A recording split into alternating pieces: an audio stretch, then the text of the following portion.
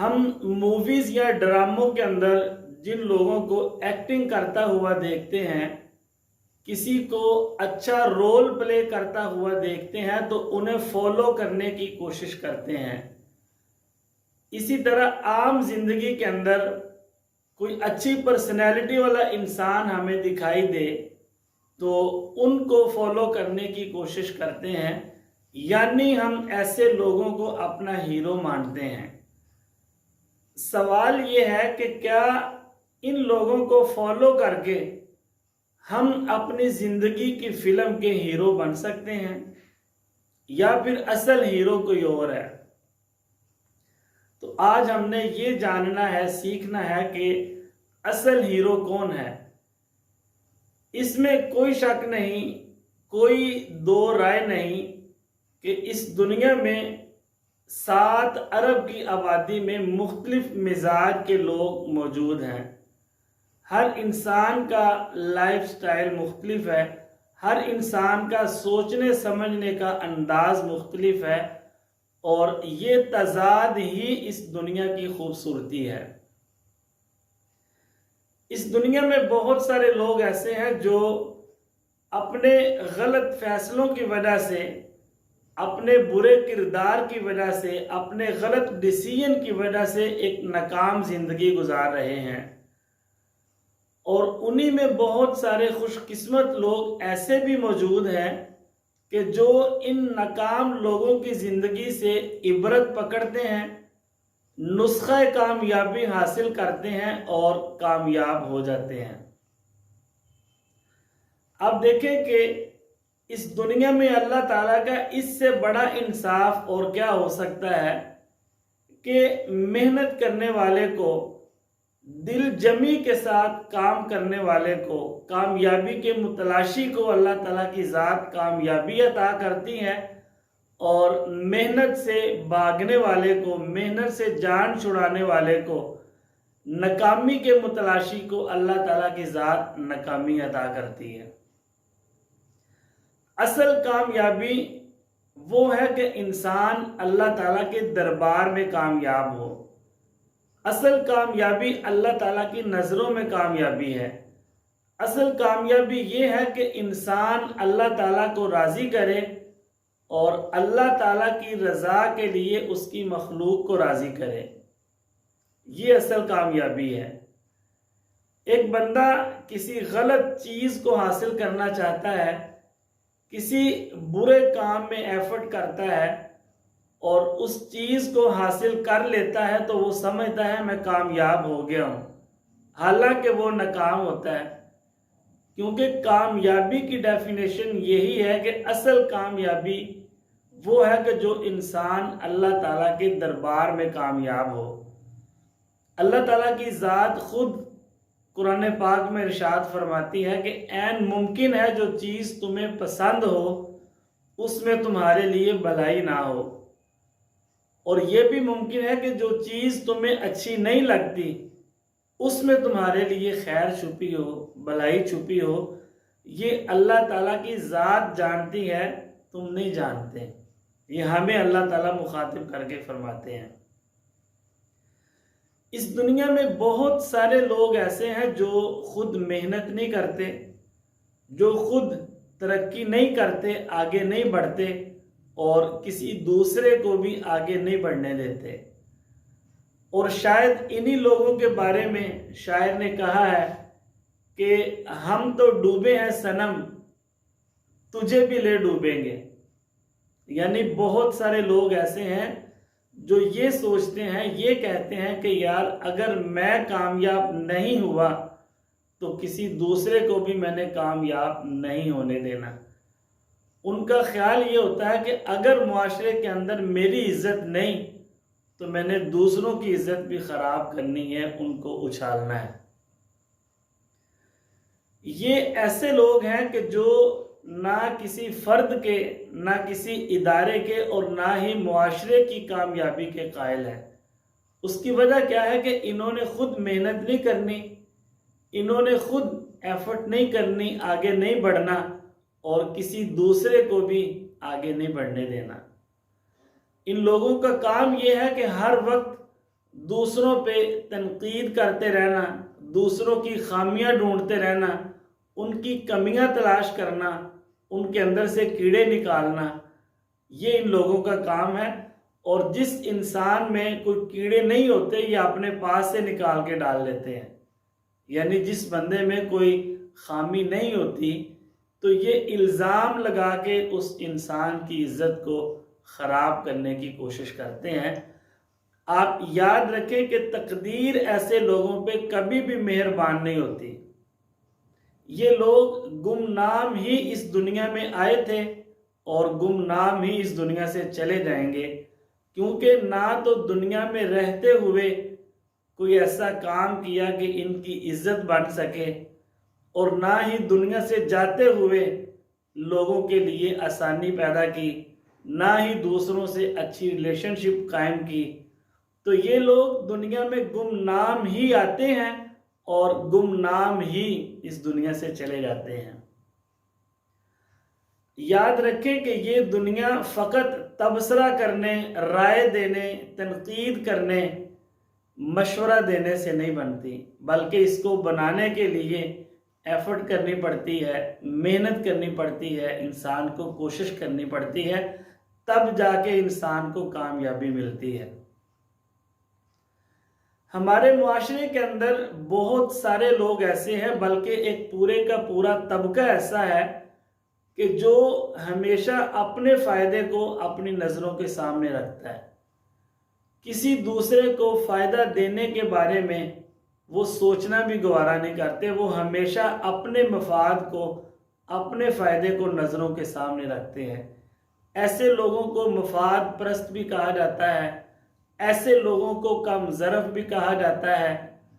ان کی مثال اس عکاس بیل کی طرح ہے، جو گاؤں میں رہنے والے لوگ ہیں وہ اس بیل کو جانتے ہیں کہ وہ بیل درخت کی طرح اس پروسیس سے نہیں گزرتی کہ پہلے بیج بویا جائے، پھر اس کو پانی اور کھاد ڈالی جائے، اس کی دھوپ چھاؤں کا خیال رکھا جائے، آہستہ آہستہ وہ پودا بنتا ہے اور کئی سالوں کے بعد ایک درخت بنتا ہے۔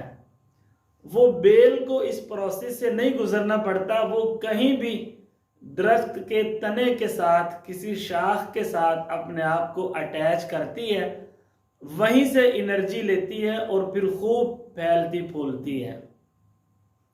اسی طرح معاشرے کے اندر بھی بہت سارے لوگ ایسے ہیں جو دوسروں کا خون چوستے ہیں، جو خود محنت نہیں کرتے، خود ترقی نہیں کرتے، ان کی کوشش ہوتی ہے کہ ہمیشہ دوسروں سے فائدہ لیا جائے، ان کو فائدہ دینے کے بارے میں وہ لوگ سوچتے بھی نہیں ہیں۔ آپ یہ دیکھیں کہ جو بندہ دوسروں کے کندھے پہ سوار ہو کے کامیابی حاصل کرنا چاہتا ہے، بلندی حاصل کرنا چاہتا ہے، وہ ہمیشہ دوسروں کا محتاج ہوتا ہے۔ اصل کامیابی یہ ہے کہ انسان محنت کر کے، ترقی کر کے آگے آئے، انسان ترقی کر کے بلندی حاصل کرے، یہ اصل کامیابی ہے۔ ایسے لوگ دنیا کے اندر بادشاہ بھی بن جائیں لیکن آخرت میں ناکام ہوتے ہیں، جو صرف اپنے فائدے کو سوچتے ہیں، جو صرف اپنے مفاد کو اپنی نظروں کے سامنے رکھتے ہیں۔ ایسے لوگوں کی زندگی کے سفر کا جب اختتام ہوتا ہے تو وہ تنہائی کے عذاب کے اندر مبتلا ہو جاتے ہیں۔ وجہ کیا ہے کہ دنیا میں رہتے ہوئے جب ان کے پاس انرجی تھی، پیسہ تھا، اختیارات تھے، اس وقت نہ تو دوسروں کو فائدہ دیا، نہ دوسروں کے ساتھ اچھے تعلقات بنائے، نہ ہی دوسروں کے لیے کوئی آسانی پیدا کی، اور آج جب ان کا دنیا سے جانے کا ٹائم ہے اس وقت کوئی ان کا حال پوچھنے کے لیے تیار نہیں ہوتا۔ یہ تنہائی کے عذاب کے اندر مبتلا ہو جاتے ہیں، اور یہی ان کی سب سے بڑی ناکامی کی وجہ ہے۔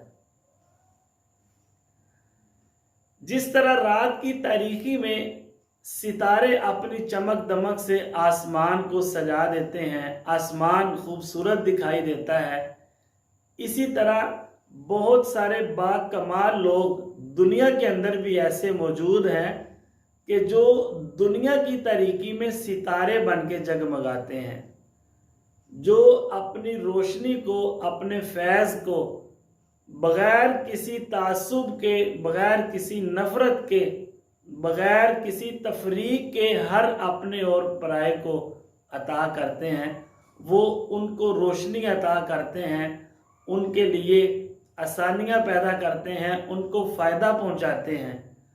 وہ اپنی اس کامیابی کو، اپنی اس روشنی کو اللہ رب العزت کا انعام سمجھتے ہیں، اور پھر اس انعام کو اللہ تعالیٰ کی مخلوق پہ لگا دیتے ہیں۔ ایسے لوگوں کو اگر ہیرو کہا جائے تو یہ زیادہ مناسب ہے۔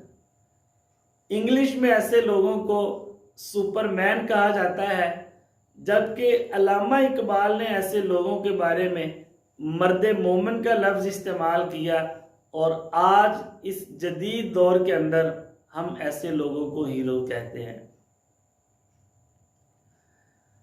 آپ کمال دیکھیں کہ ان ہیروز کے ساتھ محبت کرنے والا، ان کا ادب و احترام کرنے والا بندہ بھی ان جیسی صلاحیت کا مالک بن جاتا ہے۔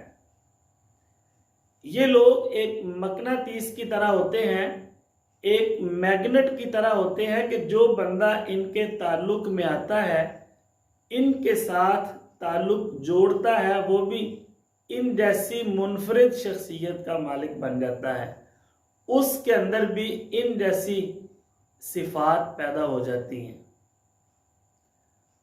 اور انہی لوگوں کے بارے میں کہا گیا ہے کہ اصل ہیرو وہ ہے جو ہر طرح کے حالات میں، ہر طرح کے کرائسس میں، ہر طرح کے چیلنجز میں اپنے آپ کو ثابت قدم رکھتے ہوئے مستقل مزاجی کے ساتھ محنت کرتا ہے، کام کرتا ہے، اور اپنی منزل پہ پہنچ جاتا ہے۔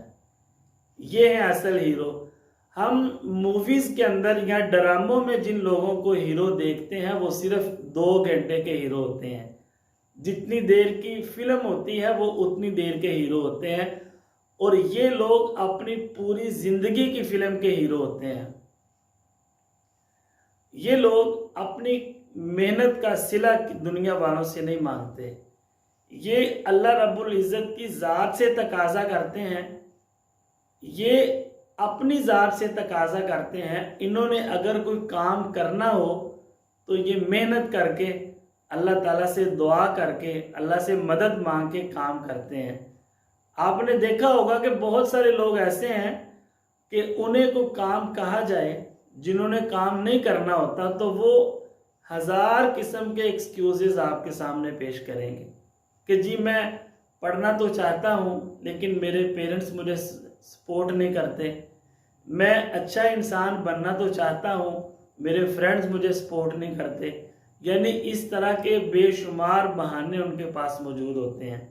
لیکن یہ ہیرو، یہ محنت کرنے والے انسان اپنی ذات سے تقاضا کرتے ہیں، یہ کہتے ہیں کہ یار اگر ترقی میں نے کرنی ہے تو پھر محنت مجھے کرنی پڑے گی، اگر کامیابی میں نے حاصل کرنی ہے، اگر اپنی اسٹڈی کمپلیٹ میں نے کرنی ہے تو پھر ٹائم کو مینیج بھی میں نے کرنا ہے۔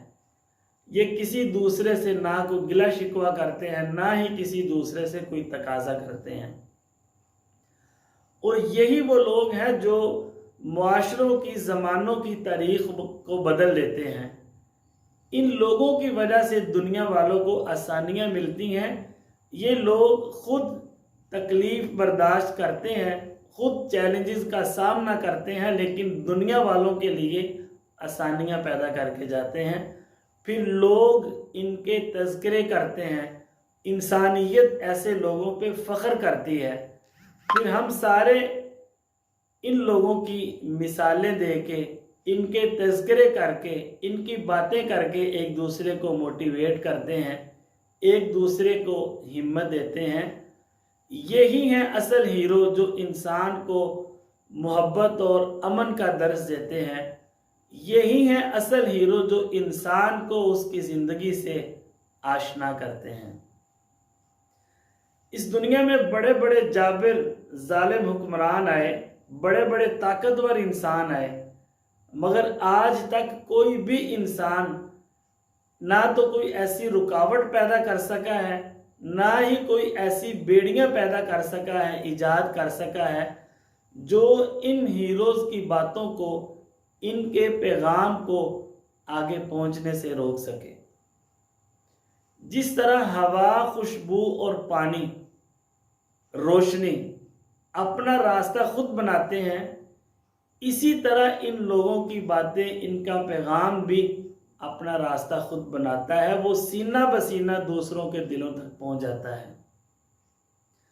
آپ تاریخ اٹھا کے دیکھیں کہ کتنے ایسے لوگ ہیں جنہوں نے محنت کی، جنہوں نے ترقی کی، لوگوں کے لیے آسانیاں پیدا کی۔ جب وہ معاشرے کے اندر کامیاب ہوئے تو پھر ان سے حسد کرنے والے لوگ بھی پیدا ہوئے اور ان کو ختم کرنے کی کوشش کی گئی، کسی کو زہر دے کے، کسی کو کسی اور طریقے سے ختم کرنے کی کوشش کی گئی۔ وہ تمام ہیروز ظاہری طور پر اس دنیا سے چلے گئے ہیں، لیکن آج بھی ان کا نام لوگوں کے دلوں کے اندر زندہ ہے، آج بھی ان کا نام کتابوں کے اندر زندہ ہے، آج بھی ان کا نام تاریخ کے اندر زندہ ہے۔ یہ لوگ دوسروں کو آسانیاں دے کے آسانیاں بانٹنے کا درس دیتے ہیں۔